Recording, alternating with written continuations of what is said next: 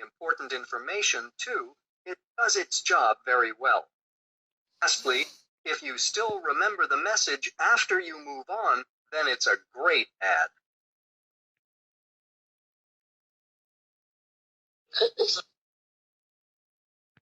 Do the cupcakes on the poster at the bottom of the page make your mouth water? Do they make you scan the text to find out where you can get them?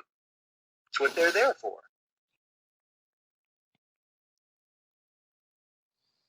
An ad isn't just color and pictures. You have something to say. So the next thing you should do is to decide how much text you should write. Remember that people are impatient and will rarely read a long text to see what it's about. The amount of text should be just right to get your message across. So focus on your message and say it with as few words as possible.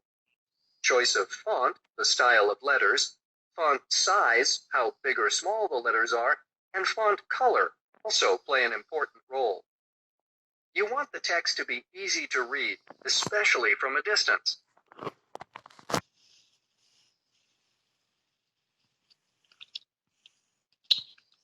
Finally, you have to decide how you're going to organize both the pictures and the text on the space you have.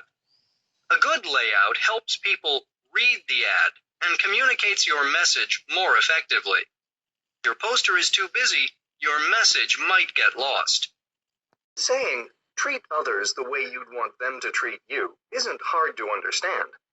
It means that you should behave toward others the way you'd want them to behave toward you. It sounds simple, but it isn't always simple to do. If everyone followed this advice, the world would be a much better place. Do you know what ethics are? Of course you do. You make choices based on ethics all the time. Ethics tell you what's right or wrong, fair or unfair, acceptable or unacceptable in a situation. Choosing to do the right thing is ethical behavior. The word ethics comes from the Greek word ethos, which means character.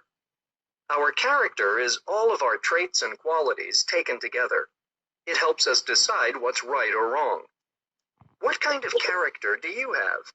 Are you respectful of your classmates? Would you cheat in a test to make sure you pass? Would you tell a harmless lie in order to avoid hurting someone's feelings? Would you lie to someone to get out of trouble? These are all questions of ethics. How can you choose ethical behavior in a difficult situation?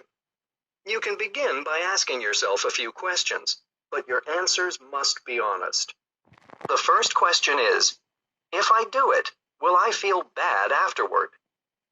If we do something that's morally wrong, we'll feel guilty about it, even if we can find excuses for our actions. The second question is, if I do it, will it hurt somebody? If the answer is yes, then it might not be the right thing to do. You can also ask, how would I judge someone else who did the same thing? What would my mom or dad say about it? This helps us see things from the right perspective. And a final but very important question is, what's my gut feeling about it? Does it feel right? This can give you a good idea of whether your behavior is ethical. Behaving according to your ethics isn't always the easiest thing to do, but it's always the right thing to do.